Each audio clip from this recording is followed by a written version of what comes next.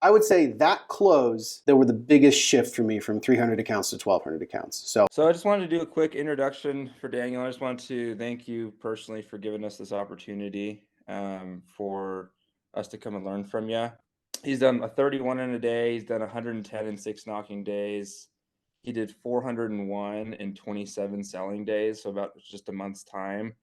And like I said, his best summer was 1,226 accounts. Daniel's super, super awesome. He's a great teacher, knows his stuff extremely well. And one of the things I really admire about him is that I think that there's this idea that the best salespeople are maybe a little bit misleading, or use like confusion to like just kind of convince people to do things. Where what I admire about Daniel is he's like the most honest person you'd ever meet.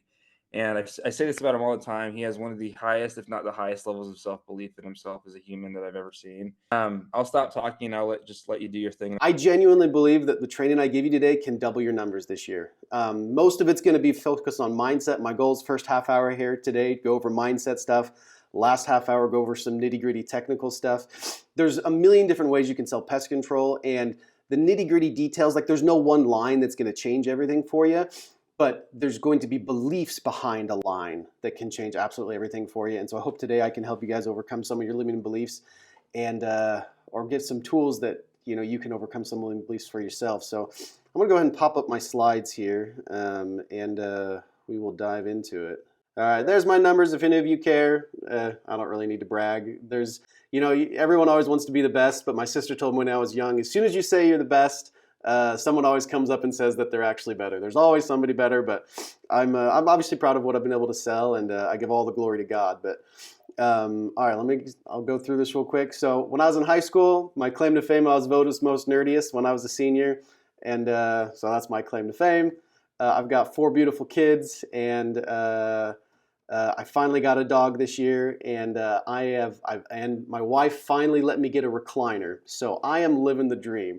I have a regular house with 4 beautiful kids, a dog, and a recliner, and I'm pretty sure that I am at my peak in life. So this was me 10 years ago. I've been selling since 2012. I'm a little baby here, and I in 2016 through 2020 is when I owned my own company called Crazy Frog, and Crazy Frog was good times. I kind of miss it, but I ended up selling that company in 2020 and barely crossed, my goal when I was young was like, okay, I want to be a millionaire by 30. I sold the company, barely crossed over into, if I overinflated the value of some of my properties, crossed into the millionaire status, thought I was the most genius business owner in the whole world, because I'm, millionaire by 30, all that, and proceeded to invest in a bunch of very smart investments, let me tell you. Most of them failed, blew a lot of money, but a couple of them have survived, and one of them you guys might have heard about is No Slap. Our videos are pretty hilarious. It's a smelling salt company that I started, and it was my first foray into doing social media. And once that went well, I was like, well, how could I apply this to pest control? And I had the really bad idea a year ago to buy a Bigfoot suit, and I created my alter ego, Dan the Handsome Bigfoot, best looking bug guy in America, and it has been the wildest year of my life. It gets worse. I've been doing Fear Factor challenges on Friday night in downtown Boise, feeding bugs to drunk people, and we've had, I don't know, some 70 million views on the videos now, and it's been quite an adventure. I've got a crazy dream. I want to be the most recognized bug guy in America. And but I realized that to kind of reach that dream, I've got to still play the door-to-door game, and so I'm kind of back into doing door-to-door, and barely getting starting over on recruiting and building teams, and hopefully finally to do that. But my mission though is and this is kind of what I say to myself every day when I wake up: help others believe in themselves, become financially successful, so that they can give back and become extraordinary instruments in the hands of God. And I wake up every morning and I go running, and I tell myself that I'm creating instruments for good in the world.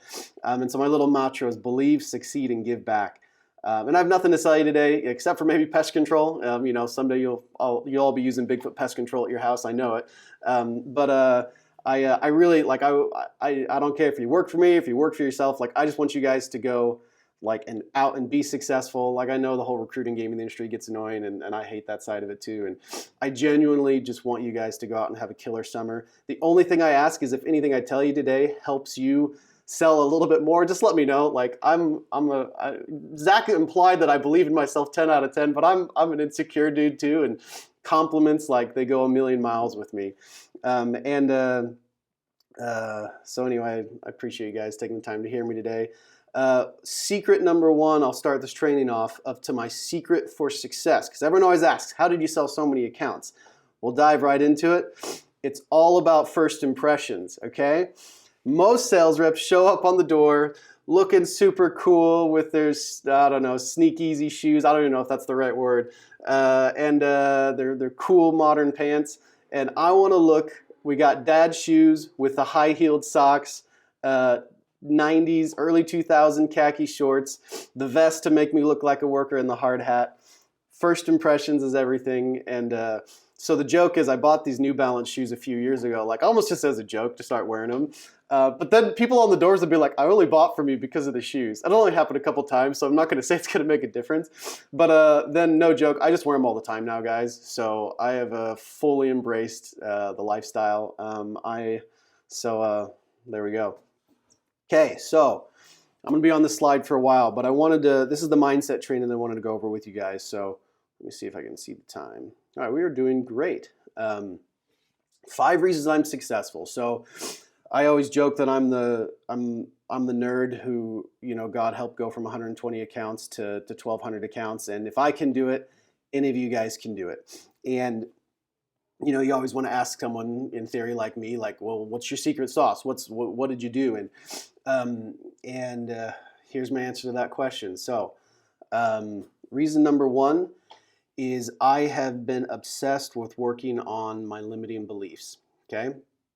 I really think that the basic idea of any self-help book that you read is that you attract into your life what you believe. But the problem is, from childhood, we inherit limiting beliefs based on the experiences that we have. Sadly, for most of us, that's done between the ages of 3 and 7. Okay, so I guess to go ahead and insert it now. So I've actually got my master's degree in counseling, and my big dream that I won't get distracted talking about is my goal that I set a number of years ago was I wanted to be able to retire young. My original goal was to retire here in a year, so we'll see if that all works out. But I'll retire here hopefully in the next few years with the businesses that I'm working on. And then my dream is, I've got my master's degree in counseling. I want to start a retreat for PTSD and addictions. And I'm a licensed therapist, and I see clients on the side sometime. And I'm trained in a really cool trauma technique that I'll talk about a little bit later called EMDR. And that's the biggest passion in my life. And so I'm not going to get distracted talking about it. But I actually believe some of that psychology and counseling and trauma treatment was a huge factor in what allowed me to be able to do what I've done. Is I've kind of had just an analytical obsession in myself that there's no goal that I can't reach. And it's just simply a matter of overcoming the limiting beliefs that I'm carrying for myself.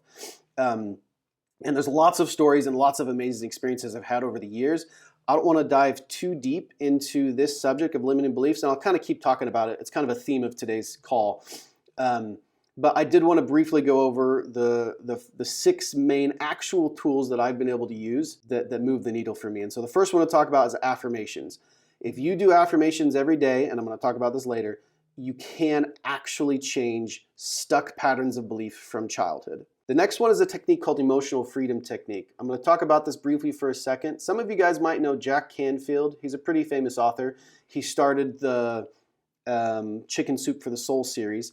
And he was also on the documentary The Secret, if some of you guys know that. And I remember watching or hearing a little snippet that he had used emotional freedom technique, which is this counseling technique that actually taps on different acupuncture points and uses affirmations. It's kind of a weird technique, but he'd said that he'd used that to overcome his fear of public speaking.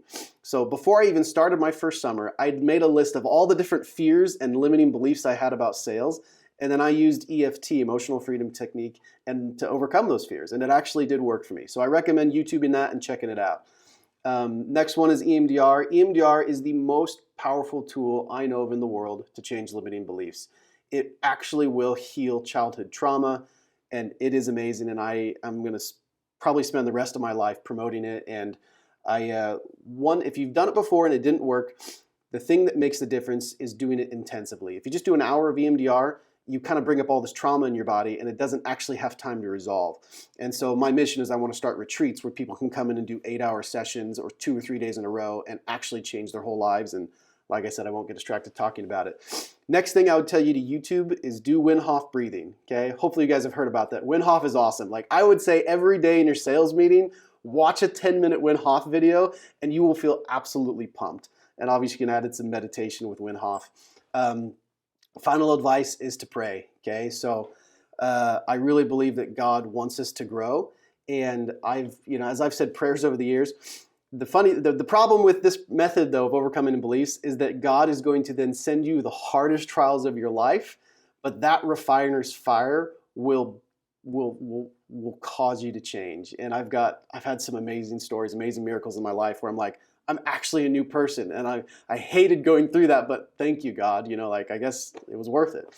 And then I'll add on here Tony Robbins. So I've never actually been to a Tony Robbins event, but I went to a knockoff one a few years ago. A guy was trained by Tony Robbins. And go spend a weekend at a Tony Robbins-like event. Like he's got his, I Unleash the Power Within. I'm sure he's got all his events. But the event I went to, there's something that they do there that actually in a weekend can help you change some of your limiting beliefs. So anyhow, if you guys are feeling stuck in life, that's what I would start with. All right, reason number 2 that I am successful is I am constantly stoking my why. So I mentioned this a little bit, but when I was 21, I got back from my LDS mission and did the classic, what do I want to do in life? Do I want to, what do I want to do for college and all that stuff? I decided I wanted to be a counselor psychologist. And then 2 weeks later, I read Rich Dad Poor Dad, and I was like, nope, I want to be a millionaire. But I felt like, God wanted me to be a counselor. So like, how do I merge these two ideas? But I came to the conclusion, if I could make the Rich Dad Poor Dad dream work, that I could have that much more time freedom to do something big on the counseling side of things. And so I set this goal that I wanted to be able to retire by the time I was 35 and, be able to say to God, however you want me to serve you, like I'll do it. And then the cool part was once I finally got trained in EMDR, I had a bunch of amazing experiences that I'm not going to share a story here later. And I remember feeling like that mission I had to start my retreats and even part of that mission was actually doing social media and speaking and writing and doing stuff. And I guess I'm getting that started with my channel. I saw myself, instead of just like helping people one-on-one as a counselor, maybe I could do something big on the counseling side of things. Instead, maybe I start a retreat for PTSD and addictions. Later, one of the thoughts that was actually going through my head, so I did my master's degree, I did an internship for counseling, I finally started getting trained in EMDR, and I was more excited than ever about the retreat that I wanted to start. And I was driving out for the summer, and I'd had my vision of I was going to sell 1,000 accounts that year, and I remember having this feeling of like I needed to reach my goals so badly. I had such a big mission, such a big why that like I had to be successful because I had more important things that I needed to do, and so that you Think and Grow Rich. The very first principle for success is you have to have desire. Okay, and for me, that desire comes with stoking your why. Like, why do you want to reach your goals? And for me, the easiest way to have a strong why is to have a big service goal out in the future, okay? It doesn't have to be I'm not saying that my retreat is noble, but it doesn't have to be, some big noble dream like starting a retreat or starting a charity or whatever it is, but have a why. And for me, the ones that have always been the most powerful is this sense of urgency of like, I've got big things, I've got people I need to help and things that God needs me to do. And that why is what propelled me forward. And I actually ended up making this deal with God. It's like, okay, Heavenly Father, like, if you help me sell 1,000 accounts this summer, like, I will dedicate my life to you. The other side to that, because I call this is one of my actually core values that I carry in life, is remember the reason. I'm going to write a book someday called Remember the Reason. And you guys, so make sure you buy that here, hopefully in a few years. But the two parts of that principle are, one, remember the reason why you want to be financially successful, and so that you can go out and do good things in the world. That ties back into my mission. I want to help people believe in themselves, become financially successful so they can give back and make an impact in the world. So yeah, that's part one of Remember the Reason. But part two of Remember the Reason is remember, and I just want to interject this here. I'm not trying to preach or be some, youth pastor here, but I think a lot of people a lot of people believe in God. And if you believe in God and you're trying to, make a lot of money and being a millionaire, I want to give you a little snippet of something that helped me when I was young, and so the rest of you can tune out, but here's my little snippet on this, is you might get stuck wondering, well, does God want me to be rich? Like what if the money is the root of all evil and all these limiting thoughts. But if you're having some of these doubts, read Deuteronomy chapter 8. Let me read these to you, okay? These few verses. Beware that thou forget not the Lord thy God in not keeping his commandments, lest when thy silver and thy gold is multiplied, and then thine heart be lifted up, thou forget the Lord thy God, and thou say in thine heart, my power and my might and the might of mine hand hath gotten me this wealth. But thou shalt remember the Lord thy God, for it is he that giveth thee power to get wealth. And I just love that, and that's always been kind of my go-to scripture when I'm doubting, like, hey, is this all these money-hungry goals that I'm going good? Like, is this really what God wants for me? But I love it. It says right there, thy gold and thy silver will be multiplied. And beware, remember the reason, it's God that gives you the power to get this wealth, and he does that so that you can do good. And so hopefully for some of you guys, like that kind of helps it. When I was young and I was first setting goals, I spent way too much time, obsessed, worrying about this question. And so it's something that helped me there. So 2015, I sold 370 accounts, and then I'd finished my master's degree and I was going to do my first internship for counseling. And this is a tangent story, but it's all tied in, okay? And I got trained in EMDR, and EMDR I was doing one of my first sessions with a client. And this client, and we were like 45 minutes into his, I guess you could say his worst trauma. And I'm a new therapist, like what the heck am I doing? Like I've just opened up a whole can of worms for this guy. And I'd had the therapy done on me and it changed my life. So like I knew kind of how it worked, but like what is going on, And I remember stressing out being like, shoot, am I just going to make this guy relive his worst nightmare? But the thought came to me that if I had faith, that I could be an instrument to heal him. And that was counterintuitive to me because you always think like, well, if someone's going to get better, like it has to be on them. Like you can't take away their choice. It has to be, Jesus talks about, do you have faith to be healed in the Bible? So it's always on them. But the thought came to me that if I had faith, that my faith could actually cause him to be healed. And I don't take any credit for anything that happened, but I ended up saying a little prayer and really trying to just believe that, no, this guy was going to get better. It's going to happen right now. And I think about 45 minutes later, his brain turned a corner. He had a miraculous healing experience right in front of me. And it's hard to explain, but he recovered this childhood memory that he'd forgotten that was kind of the core of all his problems. And he ends up like a few minutes later saying he's seen a vision where he's seen God. And it's this amazing experience, okay?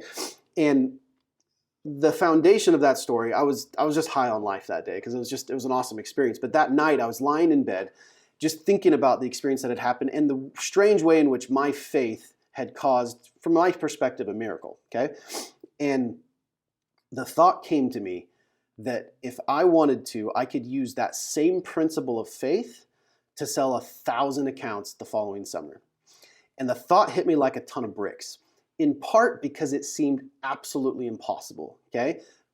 Back up, okay? In 2015, the top rep that I'd ever heard of was Brigham Lindsey, and he had a little like snippet in the Altera like recruiting pamphlet that said he'd sold 700 accounts, okay? And I'm like, and so here I just felt inspired that I could beat the top rep ever, and I've heard later that there's some reps back in the day that had sold 1,000 accounts, but at the time, the biggest I'd ever heard of was 700. And it hurt my brain, the thought of actually going after a goal like that. And I think some of you guys might be able to relate to this. Like, have you ever set a big goal at the beginning of the summer and you're like, 400 accounts, like, oh, that hurts my brain. Like, and you have all these fears of like all the pain that might happen when you try to go for a big goal and you're just not on track. And I felt all of that fear. But then I turned to my wife and I was like, I'm going to sell 1,000 accounts this summer, honey. And she was like, oh, great, I'm never going to see you. But as I turned to her and I said that, like, I believed that I could do it. And I probably have to give, credit to God that he gave me a gift to be able to believe. But like, I saw it. Like, I saw that I could actually do it. My mentor, Travis, he talks about that you get in these like high planes where you feel like you can almost see into the future, okay? The Bible talks about seeing things with an eye of faith. And I kind of compare it to creating almost any goal. One time I helped my uncle when I was young reside his house, okay? And he built this custom scaffolding that he would be able to like interlock and pick up by himself and move around the house. And I remember being so blown that he'd created this entire scaffolding in his mind, okay? And then he created it, spiritually in his mind, and then it ended up manifesting itself physically. And I've always kind of thought about that when it comes to big goals, like you have to create it in your mind. Let's talk about affirmations next. So to have that faith, okay, you have to work on your limiting beliefs like we talk about here on the left, okay? But then actively increase your faith that you can reach a goal by every single day telling yourself that you can achieve that goal. So we all know Think and Grow Rich. If you haven't read that book, go out and get the book. They say that book has made more millionaires than any other book. And it has 3 basic principles. You're supposed to believe. No, you're supposed to have desire. You have to want your goals so bad that you can taste it. You're supposed to believe that you can achieve your goals. And he even says in there, see and feel and believe yourself. Sort of like that vision of faith I talked about. And then you have to 3, do affirmations every day. Say out loud your goals every day. And as you say them, see and feel and believe yourself achieving those goals.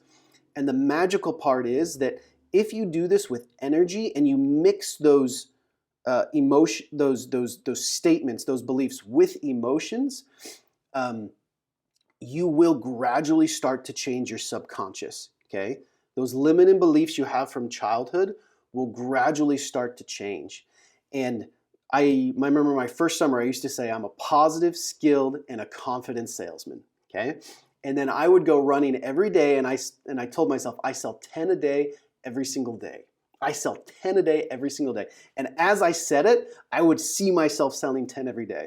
Well, my first summer, I sold 1.5 a day every single day. My second summer, 2.5 a day. My fourth summer, I bumped it up to like 3.5 a day. Going into my 5th summer, I had the big vision. I was going to sell 1,000 accounts, and it hurt my brain, but the beginning of my first summer, or that 5th summer, I started selling 7 a day every single day. Halfway through the summer, I read this verse in the Bible, and my vision got raised again, and I started selling 8 a day every single day. And that's a whole story unto itself. I actually averaged, I asked God to sell 50 a week every week for the rest of the summer, and then I ended up doing it. And it's a really cool story. I'll tell another time. But that very last month, I ended up selling, of that 1,200 summer, I ended up selling 10 a day every single day. And it took me 5 years of affirmations, telling myself I sell 10 a day every day before I finally got there. And so I think most people, they read the book and they never actually do the first problem is you don't actually do it. Like you say you will, you kind of do it, but like how many people, how often do you actually do it? And I'm not like, I don't do it every day, guys. Like I probably do it, you're supposed to do it every morning and every night. I probably do it 200 times a year, guys. So like, I'm not like perfect at it, but when I do it those 200 times a year, when I'm out running, like I really, I visualize it, I see it. The second problem is I think we give up. We think that, okay, these goals are going to come, just next day, but it takes years, and you actually have to be, it's 2 different parts. I think you have to satisfy whatever law of the universe is required for the faith to like say, nope, you're worthy of this goal. But then internally, you have to actually change your beliefs to a point where you're like, no, I'm a 10 a day salesman. So after I reached that 10 a day goal, I'm like, well, if it works with 10 in a day, why can't it work with 300 in a month and 30 in a day? And so I set a goal that I was going to sell 30 in a day. The cool part is back to the 300 month. That was a whole story into itself that I won't tell today, but I ended up selling 400 accounts in a month and smashed that goal. But all up until that month, I said, I'm going to sell 300. I'm going to sell 300. And then luckily it bumped up to 400. But the 30 day, I spent 4 years telling myself every day, I'm going to sell 30 a day, 30 a day, 30 a day. And I tried it every single Labor Day. I'd go out and I'd tell my mom, pray for me. Like, I'm gonna get 30 today, Mom. You say a prayer for me. Every Labor Day was like my shot, because I think Labor Day is the best day of the year. Like, all your reps have gone home. You don't have to manage. I'd wake up at 6 in the morning and I'd be on the door super early and I'd be like, I'm doing it today. And I think the first time I got 20, and then I had like 325 days, 3 Labor Days in a row. And finally on my last summer, I went out and I had it all planned out. I actually had it planned out that I was going to get a deal every 26 minutes, 5 deals every 2 hours. I was going to start at 8 a.m. and go till, I think it was 9 p.m. actually. I can't remember the exact numbers. The miracle part of the story though is I ended up being like, okay, well 30 is not enough because they all have to get serviced. So I was like, I pushed a little bit harder, ended up selling 32. And normally if I'm selling those big of numbers, like I'll have 1 out of every 6 or 7 cancel. Like if I'm really like slinging deals hard, like I probably would have normally had 27 serviced, okay? Or 26 serviced, who knows? But I remember finishing that night with my 30-second deal, and I had zero doubt in my mind that they were all gonna get serviced, like, or at least the 30, that I was gonna have 30. It was just really a cool feeling because like, I normally, like you, I totally expected that I'm not all to get serviced, but I knew that they would, and 31 of them ended up getting serviced that day and or that week, and in my mind it was a miracle. All right, these are my 5 reasons I'm successful. I'll briefly mention number 4. You guys have got to be obsessed with the schedule. Like, if you're supposed to be done at 9, you don't quit, and you knock your last door every night at 9, no matter what. Okay? If you're supposed to knock your first door at 2, you move heck or high water, and I don't want, even if you're a manager, like, it doesn't matter what excuse is coming out, you do everything you can to be obsessed with the schedule, okay? Okay, so there's my 5 reasons why. Hope you guys got something out of that. I thought I'd dig into some actual techniques though, and some lines. Now this is kind of a mixture of mindset and actual technique in selling, but I call this owning being a salesman, okay? We have to take pride in being door knockers. So I remember my first summer walking down the street and someone would drive by, and going through my head is they're thinking, oh shoot, there's a door-to-door salesman. I hope he doesn't come knock on my door, okay? The problem is like we meet so many people that do just treat us rude. And we tend to maximize all of the rude people and then interpose those negative experiences, and we imagine that everybody we meet is thinking the same thing about us that those few rude people that we met, okay? And it gradually starts to wear on us, and because of that, because our culture, like even me, like I get annoyed when a salesman comes to my door, or if you're at a department store and someone walks up, how can I help you? You're just like, get rid of me. I kind of get it. Do you know what I mean? Like, we are kind of annoying being on people's doors. But then how do you then embrace like loving being a salesman? It's really weird. All industries, not just pest control, back in the 80s, made this shift of like, I'm not a pest control salesman. I am the route manager. My job is to fill in the routes for the next day so that my technicians can work. And the problem is the person on the other side of the customer is sitting there going, oh really? You just happen to be knocking on my door and have some spots to fill tomorrow. How remarkable. Like, some people fall for it, but everybody sees right through it, okay? And we do that with every single industry. There's no more insurance salesmen. We're a financial planner. Dude, you're an insurance salesman. Like, just call it what it is, It seems like every industry adopted, instead of just saying sales rep, they adopted some other name for what they do. And the problem is, I think that inversely, it almost like takes the shame of being a salesman that the culture wants to put onto us. And we take it upon ourselves. Like, oh, I don't want people to think I'm selling something. And I'm like, no, like, I'm here to sell you something. And we do that, right? When we first knock on the door, like we almost like put off as long as possible saying, I'm here to sell you pest control. And we beat around the bush. For instance, like the alarm sales back in the day. Oh, I'm not here to sell you alarm. I'm with the marketing department, and I'm going to give you a free alarm system just for putting my sign in your front yard, okay? And if you'll keep that sign out there, I'll give you a free alarm system. And solar, it beats around the bush about like why you're actually there and who you are, and it works. Like, people make sales selling where you kind of pretend as long as possible that you're not really selling what you're selling. And I'm not saying you can't make sales doing that. but I think it reinforces that mindset of like, what I'm doing is shameful. And instead, you need to, I mean, sort of Sam Taggart's like, I knock doors and I'm proud to serve my community as a salesman. And my fifth summer, this line, I'd like to earn your business, is how I actually embodied that belief into my pitch. Here's my short pitch, okay? So I knock on the door. Hey, sorry to bother you. You're the homeowner, right?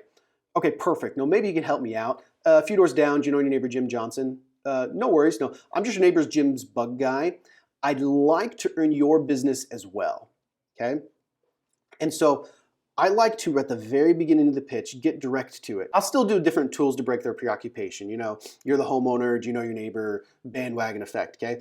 But then I don't want them to, the longer you put off them going, all right, dude, why are you really here? It almost creates a sense of mistrust in you. And so I like to hit it right on the head.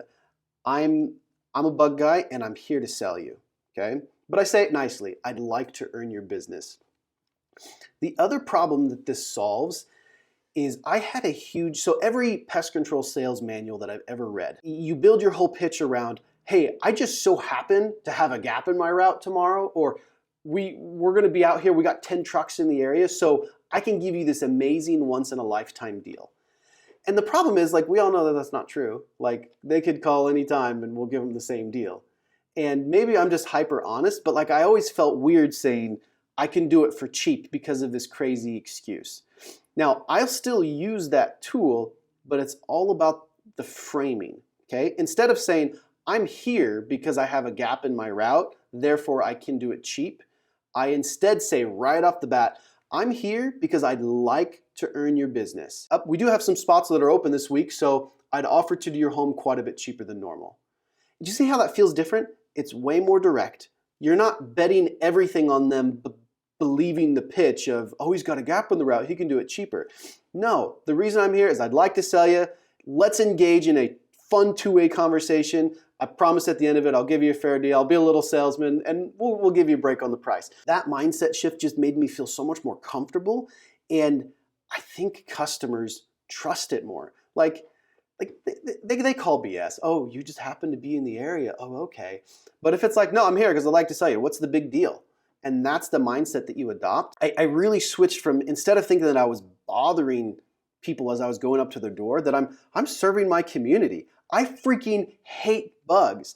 I am creating a company that is providing income or providing jobs for multiple local technicians and that is boosting my economy. I'm proud of what I do, and it's a good noble thing that I am building a small business.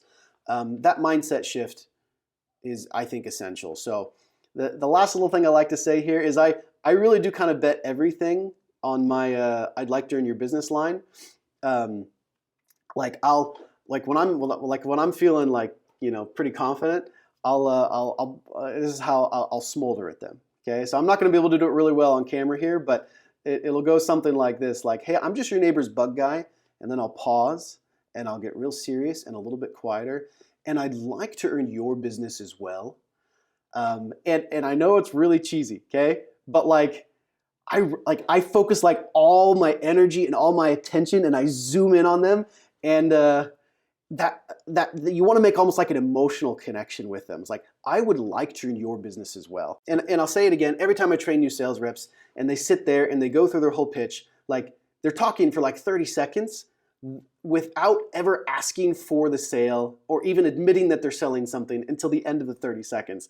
And I feel uncomfortable. I'm like, just tell the dude you're selling them pest control. And so like, I always tell my guys, like, listen, within the first 10, 15 seconds, look them in the eye, confidently say, I'd like to earn your business. And just being upfront about you're there to sell them, everybody just enjoys the experience better. So last thought is about no soliciting signs. I don't have a strong opinion on this, but here is my opinion.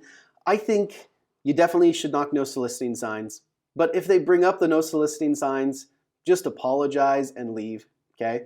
I sometimes make a joke of like, can I finish my sales pitch? But I don't think we want to be jerks. We are bothering people at home. And But the real thing I wanted to say about no soliciting signs was a little story, okay?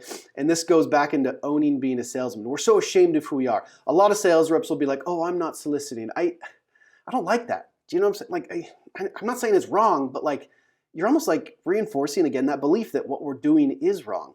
So a little story, a few years ago, I was training this new rep and he was on the doorstep just giving a bad pitch. And as is normal when you're a new rep, more people are tending to ask you like, hey, are you soliciting? And so this guy I'm training is giving the pitch. It's not very good. This grumpy dude on the porch is like, hey, are you soliciting? And then I step in right then and I'm like, F yeah, we're soliciting. And I just like reverse the psychology and own, yeah, F yeah, we're soliciting. And the guy was like, what? And then he ended up being a pretty easy Orkin switch over. I signed him up right then. And so people, like, we think we have to shy away and like back off from it. But like, no, I just own the fact I'm there soliciting. What is wrong with growing a business? Like, if you ask me to leave, I'm not going to fight you on it. Like, but I really believe in what I'm doing. So I apologize. I'm going to ignore your no soliciting sign. And until you mention it, like, I'm just going to assume that you like what I'm selling. But hey, you mentioned it, like, no pressure, but I had to shoot my shot. And so anyway, those are a bunch of mindsets that hopefully you guys can adopt. And okay, I don't want to spend too much time on smoke screens, but let's dive into it. So everybody knows what a smoke screen is, okay? When someone opens the door, they're going to say 3 or 4 nonsense excuses that they don't really mean, but it is just them trying to get rid of you. They're not even they haven't even considered what you're selling, but they're going to tell you any number of excuse just to get rid of you. My first summer, my manager, who's a good manager, trained me, you just keep going into your pitch as far as you can and you just practice, okay? Because the truth is, people really will say, they really will buy after several no's, okay? I'll post a recording one of these days, but I have a recording where this lady told me no 19 times until she signed up. The mindset I have about selling is that we have a duty as salesmen to serve them by overcoming their smoke screens, overcoming their defensiveness and their self-defeating behavior where they don't even engage with the salesman to consider what they have. True salesmen serve people by overcoming that defensiveness and giving them a choice that they didn't previously have. I think sometimes when you're a new salesman, you feel guilty because you're like, I'm using all these sales tactics to take people's choices away. But no, like a true salesman serves people by pushing through a couple no's, using a little bit of charm, breaking down their walls so that they actually start listening to you, considering your option, and then having now the ability to make an informed choice that they didn't previously have. And then at the end of all that, like if someone's heard my pitch and I overcame a couple no's and used my charm and my jokes to get them to listen me out and then they don't buy from me, hey, no harm, no foul. Like, it's not for everybody. I'm not trying to say that it is. But at least they heard me out. And I often use the example of Netflix. So Netflix came out when I don't know, 10 years ago. And when it first came out, our grandparents were like, whoa, what's this Netflix thing? Like, oh, I would never do that. But for us young people that tried it, it's like the best thing ever. And so I remember at the time having to like convince my mom, like, Mom, like you can watch shows back to back. It's 10 times cheaper than cable. You can cancel your cable. You can pause the show. There's no commercials. But then she's just kind of set in her ways, like, oh, no. And just dismissive because it's some new technology thing that she won't even consider it. But I really believed in Netflix and I really cared about my mom. So I kept bothering her until she freaking signed up. It's sort of like green eggs and ham. Like, if they just try it, they're going to freaking love it. And so if we really believe in our product, that it will help people and we really care about them, we are going to put up with a little bit of their like grumpy nose where they dismiss what we're saying, okay? You don't be rude about it, okay? But like, it's our duty to share something with them that we know will really bless their lives, okay? All right, shifting back to smoke screens.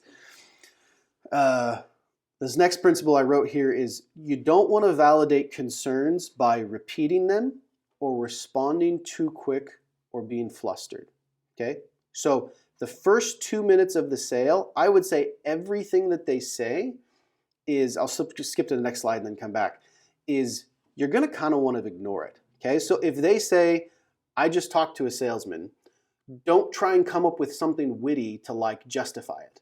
Just keep going with your pitch. If they say they don't see any bugs and you try right off the bat to be like, well, technically you will be seeing bugs, like anything you try to respond with to overcome these concerns in the first 2 minutes, you can respond to these concerns later.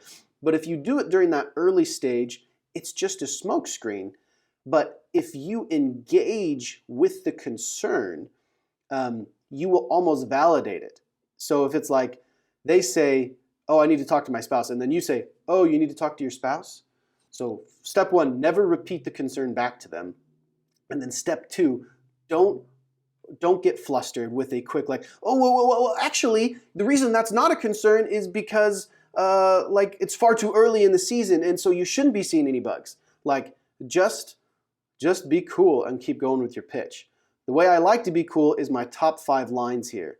Okay, yeah, we're not seeing any bugs. Oh, okay. Well, it's mostly for like ants and spiders, but I get a lot of wasps. And just keep going in your pitch. Like whatever they say in the first 2 minutes, especially these ones that I'm saying here to ignore. Oh, I'm not interested. I want to think about it. Like, don't engage with those concerns, because if you do, they will die on that hill. Okay, they're going to be like, nope, oh, like I said, I don't get any bugs. But if you almost just like, yeah, whatever, and then keep going with your pitch, they're going to feel the need to almost switch to another concern because that one didn't work. Okay, and that's where I go with most concerns, even real concerns. Okay, go away by building value. Okay, you don't resolve concerns by coming up with some amazing argument that like invalidates their whole point of view. You resolve concerns by getting them to want pest control bad enough that they forget their concern. And this is especially true because most concerns aren't concerns, they're just excuses to try and get rid of you. So why even bother engaging them? I use the example of the scales, okay? So the temptation on these scales of weights is that you think, okay, they put an argument on their side, I don't have any bugs, and then you think you need to respond by knocking their arguments off their side of the scale by saying, well, technically it's too early for you to see bugs, so you should still hire me, and you knock their weights off their side. Instead, let them make their points and just kind of ignore them early on, and instead focus on putting arguments on your side of just why pest control is great. Does that make sense? So these are my favorite lines. Yeah, oh, okay, that's fine. My favorite is, yeah, no. Really what it is, sure, and perfect. That's actually why I'm here. And all of these are just transition lines. It's just a way to like say, okay, yeah, we're eating dinner right now. Okay, that's fine. Reason I'm here, and then you just go on with your pitch. Okay, like whatever they say, oh, okay. Well, anyway, and then just go on with your pitch. I think I'll keep you in mind. I think I'm going to skip keep me in mind here for a minute. Let's go ahead and keep going on. Okay, one last thought about smoke screens and resolving concerns. The best way to resolve a real concern is to resolve it before it comes up. Okay, the classic example is, you know, the 8 Mile, which Eminem's famous for, you know, calling out his own faults before the other rapper could call him out. And so I like to 8 Mile all of the best concerns. So like for instance, contract concern. I put snippets throughout my pitch about how, yeah, we're not going to raise the price on you at the end of the year.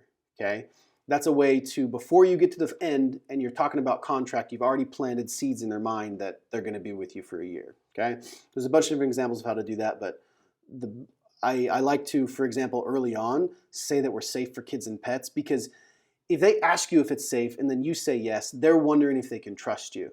But if you just from the beginning say it, they're not like, it's just kind of a given fact, and it's a lot easier to prevent a concern than it is to resolve it. Okay, here is how you can resolve concerns as an idiot. Okay, so the temptation is when you're a new salesman is to write down the 10 most common concerns and write out perfect, smooth one-line responses to those concerns. Okay, but let's say you don't want to do that. Let's say you're new, or let's say it doesn't even work anyway. Here's my guide to resolve every concern as an idiot, okay? Agree with them, say you're biased, and then redirect and build value. So sometimes people they'll throw like 5 concerns at you at once. Oh yeah, my spouse takes care of that. Sorry, we're super busy right now, and I don't even know if we have any bugs anyway. And then you're like, I don't know what to say. Whenever you get stumped, okay, just say, well, obviously I'm biased. I'm always going to tell you it's a good idea to hire me anyway, and then redirect and build value. Like because there's some concerns that you just can't resolve. And instead of trying to like engage with it and come up with this amazing one-line answer, just say, well, obviously I'm biased. I'm always going to say it's a good idea to hire me. They say they don't have bugs. What are you going to say to that? Well, you do have bugs, so you should hire me anyway. Just say, well, obviously I'm biased. Like, I'm always going to say that it's a good idea to get pest control because we find bugs on everybody's house. But definitely like, hey, you don't have to hire me. But that being said, you might have a problem in the future, and then redirect and go on with your pitch, okay? Or redirect with, yep, I just thought I'd give you a quote and you could think about hiring me. So don't stress about engaging with every concern because ironically, it makes the concerns bigger sometime. And I want to save resolving concerns until they've heard my whole pitch because like they don't even know how much it costs. And we're sitting there trying to like resolve their concerns that aren't even concerns, they're just questions. So just redirect, get through your whole pitch, and oftentimes like just them hearing, oh, the deal that you're giving them, everything that's included, now they can make a decision. And when they bring you a concern, we can actually engage with it. And so let's talk about that now. So I don't like to engage in concerns until I've gone through, my short pitch, building value, like, hey, here's all the great things about my service, going through my price and the amazing deal I'm giving them that day, and then even doing a little bit of soft closes where I re-summarize all the great things they're getting. And then what I'll do is I'll give them a hard close. Cool, so like I said, it's gonna be $59 a month. I'll do your initial this week for $149. And I'm just trying to fill a couple spots for the next few days. Let me get your first name and stuff. And then at that point, that is when I might actually engage in resolving a concern. I do a soft close, what's your first name? And they go, well, I still am thinking about it. And then I'm going to hopefully get a real response out of them that allows me to resolve their concerns, okay? So here's the psychology of resolving concerns once you actually want to resolve it and you've gone through the smokescreen phase, okay? Whatever we say, people tend to doubt, okay?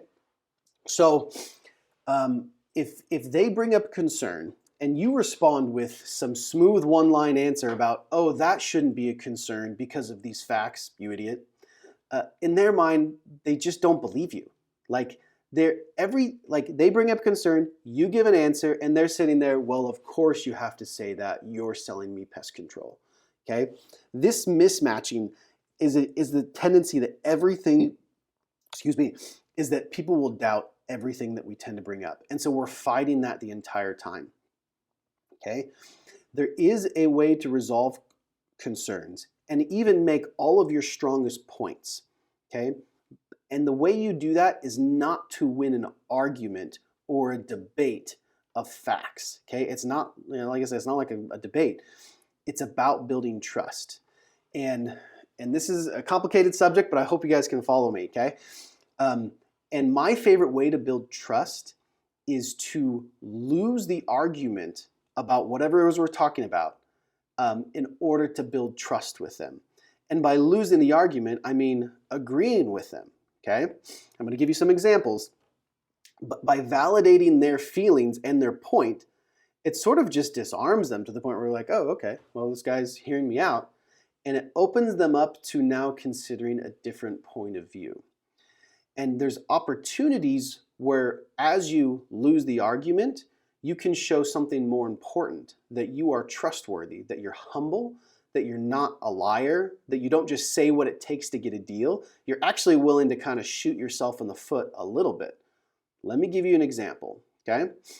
So here's a concern combined of I do it myself because it's cheaper. They don't always say that they do it themselves because it's cheaper, but that's why people do it themselves, because it's cheaper, okay? Most salesmen come up with some snappy line like this. Well, by the time you go out and do all the research, buy all the product, and then have to redo it because some of the bugs are hard to get rid of, it's actually about the same price than if you just hired a professional from the beginning, okay? And I don't care how confidently you say that, stubborn do-it-yourselfers are going to be like, I can do it way cheaper than that, okay? And then you try and make the point of, we have access to professional products. And and they're just going to get defensive. Or you say something, we come automatically so you don't forget it, and therefore let the bugs come back. And they're going to say, well, I never forget. I just do it every 3 months. It's not that hard. Okay? That's most salesmen. Now consider this. So instead, consider doing it this way. I mean, you guys, like, they bring up I do it myself. Oh, totally. I mean, you guys get it. Like, what I do is a service. It's like going out to dinner. It's 10 times cheaper if you do it yourself. But sometimes nice to hire somebody. And on the flip side, that's not to say I'm not a professional service. A lot of people, by the time they do hire me, they wish they'd just done it from the beginning, just because like I do the job right the first time, and a lot of the bug problems can be really tricky, and you know, obviously I'm able to know what I'm doing from the beginning. Okay, so let me break down everything that I said there. It seems counterintuitive to tell somebody, oh yeah, it's 10 times cheaper if you do it yourself. Okay, you're like shooting yourself in the foot. Like, wait. Did he just say that? Did he just tell me that it's 10 times cheaper if I do it myself? But that's built into the concern of, I do it myself. But the magic part about this is it's like I'm saying the quiet part out loud. Hey, like every business, everything's got a huge markup. It's 10 times cheaper if you do it yourself. And what does it do? It causes them to trust you. And that is the most important thing. I look for opportunities to almost like downplay what I'm doing. It's almost like a battle of humility. Like, by you almost like kind of putting yourself down, they almost feel like they need to then defend, well, actually what you offer probably is good because of this. And I'll get to that here in a second. Let me go to the next screen, okay? So the psychology behind it is that you want to separate your identity and their identity from the opinions. Instead of it being like, I'm the bug guy and everybody needs pest control, and they're being like, I'm a do-it-yourselfer and I will never hire pest control. You say, instead of taking it my way versus your way, you are two humans standing shoulder to shoulder, looking out. You're in their driveway, looking out at the world, discussing, here's two different reasonable ways to look at the world. Neither is right, neither is wrong. They're not your and I's identity. It's just two different ways to look at the world, and let's appreciate those together and consider both of their merits because both of them are good. The awesome part about this is that in the end, you can actually state your argument stronger than you ever could. Like if you lead out of the gate being like, you definitely have to hire a professional because of blah, blah, blah, blah, blah, blah, they're gonna get so defensive. Okay, but if you at first say, no, you could totally do it yourself. Like, I mean, honestly, all the products that I use, you can buy on Amazon.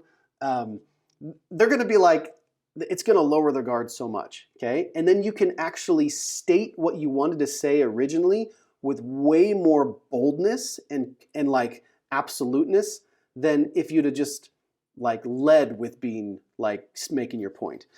The amazing part is when you guys do this right, they will scratch your back. I promise, like it happens to me literally like every fifth pitch. I'll be like, well, you could totally do it yourself for way cheaper. They'll respond with, well, obviously you guys have access to the good stuff, so that's why it's worth hiring you. Or they'll respond with, well, yeah, you can do it yourself, but my husband never does. And I seriously, like every fifth pitch, people will say that to me. It's almost like because you kind of like played humble, you lowered the value of your service, they almost feel the need to, and validated their point of view, they now feel the need to scratch your back, okay? And to be like, well, yeah, obviously you guys have access to the good stuff, so that's why it's worth hiring you. And it just blows my mind how often people will now make my sales arguments for me. So here's my formula. You want to agree with them. You want to shock them with honesty and vulnerability. You want to restate their argument in a way that shows empathy and understanding. You want to separate you and them from the opinions. And then the amazing part is if you set it all up correctly, you can state the complete opposite. You can say, hey, you're totally right and you should never buy from me. But on the flip side, you really should buy from me and you'd be an idiot not to. And you can say it like stronger than you ever could if you set it up correctly. All right, what time we got? 10:05. All right, let's go for like 10 more minutes, everybody. How's that sound? All right. Let me see if I can get through another, just to help you guys drive this point home, let me give you the example of how I do it with chemicals, okay? So the concern, I hate chemicals, is different than is it safe, all right? For is it safe, I always try and resolve the concern before they bring it up. And then when they do answer it, I just treat it as a simple question. Yep, our products are safe for kids and pets. Do you guys have any dogs that bite though? Do you have any kids that bite? Ha ha ha. And then I make my little joke about kids that bite, and I just assume that it's not a concern, they just had a question. We don't want to over explain our answer, and therefore, because if you over like justify, oh, it really is safe because of blah, blah, blah, blah, blah, blah, blah, blah, blah, they're going, why are you justifying this so much? If you just confidently go, yep, it's safe for kids and pets, redirect with a joke and move on, that will resolve this most of the time. But I was raised by the crunchiest person on the planet. Do you guys know what crunchy means? It's like a new modern term for a hippie that hates chemicals. They're all natural, they're all organic, crunchy hippie people. My mom is the crunchiest person on the planet. So I understand how they think, all right? We were raised like, like we didn't have, my mom would be like, oh, there's chemicals in this, like don't use that shampoo. Like that's how I was raised. So I know how these people think. And if you try and tell them that your products are safe, they are not going to believe you, okay? Let me give you some psychology on how you can get them to believe you. Most salesmen say, oh, the products we use, they're basically organic. It's based off of the chrysanthemum flower, and it's totally non-toxic, which isn't even true. Like, they are toxic products that we use, guys. Instead, use this point as an opportunity to gain their trust by being shockingly vulnerable and honest. So here's some examples. So the products that we use are safe. We service a lot of daycares, and so we use the more expensive products just to be extra safe. That said, I do agree with you that there are too many chemicals in the world. See, there I am validating their point. There's too many chemicals in the world. My philosophy is, though, let the bugs live where they live, but let you live where you live, and use chemicals where appropriate as a tool to keep bugs out of the house. My goal is to treat in such a way that you never have to come in contact with any products. Okay? So I lead with, yes, the products are safe, but I agree with you. There's way too many chemicals in the world. Like, you have to validate them. And if you try and then say they're completely safe, you can drink them, or whatever stupid thing you might say, they're not going to believe you. So you have to tell them what they want to hear, which is these products are dangerous and we are very careful with them. Here's another example of how I would help a crunchy person resolve their concern. I like to sometimes call out other companies for being shady and then say, I would never do that. This is how I would do it with the crunchy thing. And I would say this to a customer. It really bothers me when other customers or when other companies say that they use organic products, but it's just not true.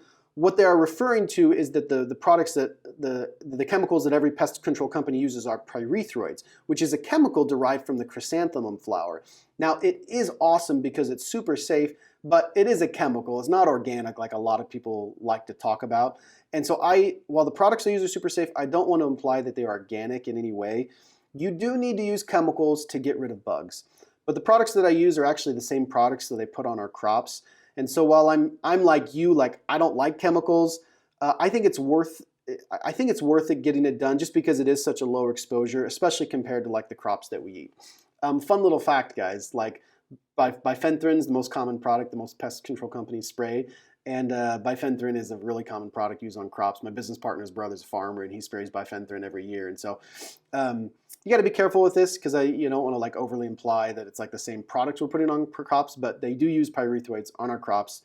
And I think it's a fair analogy to make. And I actually think it's true. You get way more exposure to chemicals with the food that we eat than the little bit that we spray on the house. But you guys see the different ways. You may feel like you're almost losing the argument, and you might almost be scared that you scare them into thinking that what you do isn't safe. But for people that are truly hippies, they're already super scared. And they're the most skeptical people. They just think, they have this big conspiracy theory in their mind that they're the only ones that are right. And so you have to lose the argument with them in order to gain their trust. And I promise that once you do that, then they'll actually start to consider what you have to say. I'm going to finish up with a few random points, and we'll call it good for today's training, okay, guys? Pet peeve number 1, use the word contract, okay? So I heard the story about Mike Romney. Zach, you used to work for Fox, right? Yeah, there's a few of us on here that used to work for Fox. Okay, and the legend that I'd heard about him, it's a story from a story from a story, is that he uses the word contract 3 times in his pitch, okay? And I'd always heard that story, and so finally in 2017, I was like, you know what, I sold 1,000 accounts last year. Let's just start experimenting with using the word contract. Because the thing is, every sales manual out there is like, don't use the word chemical, don't use the word contract, all these stupid words you're not supposed to say. But I started saying contract and I didn't lose a single sale because of it. I actually think it makes me sell better. And the reason why is because by saying, oh, don't say agreement, it'll scare people, we are reinforcing in our minds that what we're doing is a big deal. And instead, we just need to believe it's not that big a deal. It's a 1-year contract. Like, what's the issue? But if you're beating around the bush, trying to be like, oh, well, if you cancel, you don't have to pay for services you didn't get. You just got to pay back the discount, and it's just a 1-year agreement. Like, no, it's a 1-year contract. Obviously, I hope you keep me for 10 years, but we just do a 1-year, contract to begin with. And just own it, guys. I promise you, the fear is just in your own mind, okay? All right. Next random point to finish this up is relieving pressure that people sell, okay? People hate to feel pressure when they're being sold. Little story about that. The year that I broke my ankle, I remember being excited about going out and knocking with my boot because people were going to have all the sympathy for me. But it actually had the reverse problem, okay? People immediately were like, oh, shoot, I'm going to feel bad turning this dude down because he has a boot on. And they start stressing about how they're going to let the guy with the boot on down without hurting his feelings instead of actually listening to you. It's the same psychology that happens when you meet somebody in a department store and they walk up to you, how can I help you? And you're like, how do I get rid of this guy without hurting his feelings? And you're not even listening to anything he might be saying to you. You're just stressed about getting rid of him. And so when we increase pressure with people to buy from us, they're not thinking about our actual product. They're just getting distracted with worrying about hurting our feelings, okay? And yes, there are some assertive people out there who will be jerks, but most people are good people who are kind of interested in what you're saying, but feel really guilty telling you no. And so what you need to do is do anything you can to help them feel like, hey, listen, you can call me later. One line I'll use is I'll say, hey, if and when you ever call me later, lines like that to make them feel like you're not trying to hard close them now, okay? One of my favorite ways to do that is I get them to the backyard and they say, okay, yeah, I'm pretty interested. Let me talk to my spouse. And normally I would like do a price drop to like push them over the edge. But what I like to do first is say, no worries, you got my card, call me later. And I will start walking from the backyard to the front yard. And they're just so relieved. I'm walking to the front yard and it's just like, they think that they don't have to like, all of their fears about hurting my feelings, about rejecting me are gone. They think, okay, I'm going to be able to make a decision, okay? But I'm not done yet, but they think that I am. And getting rid of that anxiety they have about telling me no actually opens them up for my favorite price drop of all time. Christian mentioned this at the beginning of the call. I'm in the backyard, I relieve their pressure, I walk to the front and I say, and I'll say something like this, okay? Let me see if I can do this correctly. Yeah, so definitely call me later. That being, quick question though. Do you guys even have a mice problem? No? Okay, cool. Well, reason I ask is if you guys don't have a mice problem, if and when you do decide to call me, I think I'd be comfortable doing your monthly rate a little bit cheaper. Instead of $69, maybe I think if you don't have a mice problem, $59 would be more than a fair enough price. So yeah, if and when you decide to call me later, $59 in the monthlies. And then, like I said, I quoted you to $149 on the initial. And you can definitely call me next week. I'll still honor that deal. Like normally we're $300 on the first one, but if you call me, by Monday, Tuesday next week, like I'll do that initial for $149 and then $59 a month. But I'll pause just like this, okay? And I'll crack a little smile. But I'll be a little bit of a salesman on you. I'll make you a little offer. Well, because I'd love to earn your business, even if you do just try me out for this year. I'll make you an offer, okay? If you'll try me out for this year, see how you like me, see if it's worth it to you. I promise I'll be the best darn bug guy you could ever hire. Like I said, I quoted you $59 a month, $149 on the initial. But if I could earn your business today when I got you with me, I'll do your first service this week for $79. Just to be a salesman and see if I can earn your business when I'm here to bother you. Here's the reason why I love that line, okay? Is because I think most sales trainings I've ever heard about pest control is you have to make them feel like if they don't buy it, if they don't sign up now, they'll never get the deal later. But the problem is we know that that's not true. And so it maybe eats away at a little bit of our guilty conscience. And it did for me, like, and then second, it triples the pressure that they feel. And also, when you go, so most salesmen do something like this. I tell you what, we're going to be here these next couple of days. I don't do this with most people, but I do need to fill a couple spots for tomorrow. And if I can earn your business today, and don't tell your neighbors, I'll do it for $79. Okay. And some of you are really good salesmen and you pull that off and people buy. Okay. I'm not that good of a salesman. Okay. But first of all, it's not true. Like, it's all an act. And I know I'm not saying I don't act in the sales pitch. Like, I'm an actor, but like, they're just thinking BS. They're like, oh, sure. There you go. Car salesman. You could have given me the best deal from the beginning, but now you're giving me the actual real deal here at the end. I wonder if I just keep going, or you could give me even cheaper price. That's what they're thinking in their head. But instead, if you 8-mile it and say, hey, I'm going to be an annoying salesman real quick. Is that okay? You now have gotten their permission, and you've warned them that you're going to be the pushiest salesman in the world. Okay, and then it relieves the pressure that they're feeling. It relieves the kind of like guilt and show or acting you're putting. And then I'll actually I try to stand my ground. Like, if people do say, no, I'll call you later, and then they call me later, I'll be like, well, I can't do it for $79. I told you that was now or never. And I'll usually say something, but I'll do it for $99 just because you called me. Like, that way you can truly like have your integrity. Like, you can be the car salesman that's like, hey, if you walk off the lot, the price is higher later.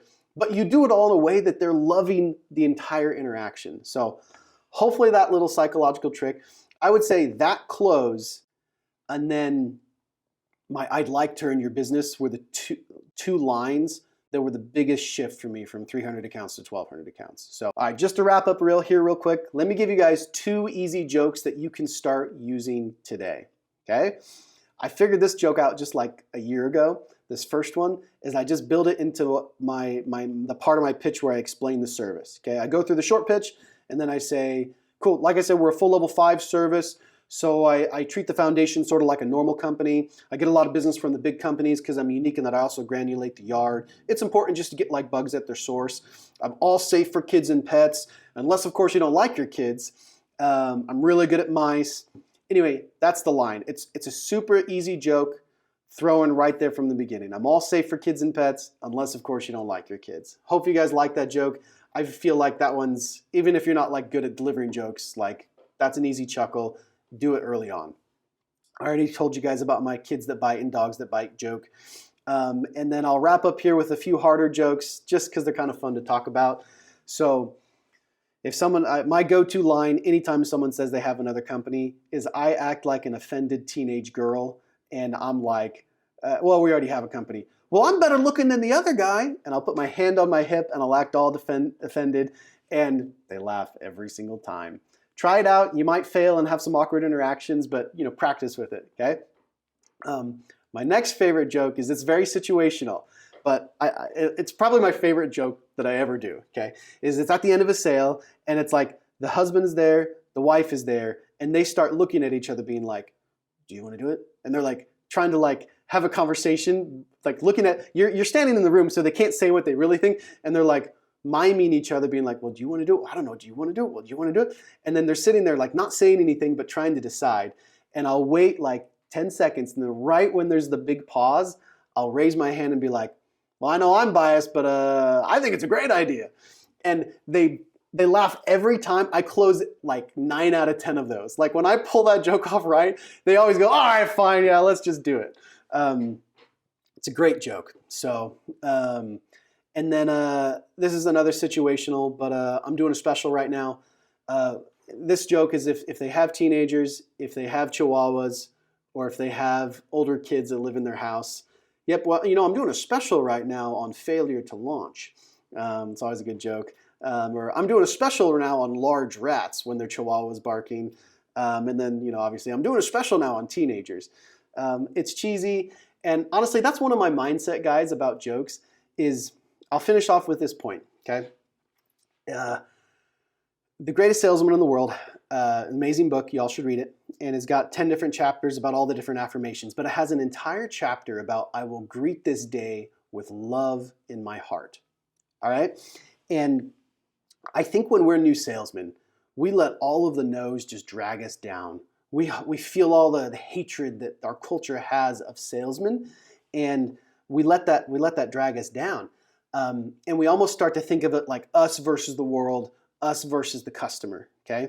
But over the last 10 years, I've gradually had more empathy towards almost the uncomfortableness that people can feel when we come to their door and the stress they're feeling about having to get rid of us. Like, honestly, guys, when door-to-door salesmen come to my door, I feel like I don't know how to let them down without hurting their feelings, even though I'm a good salesman. But like, it's not like I want to.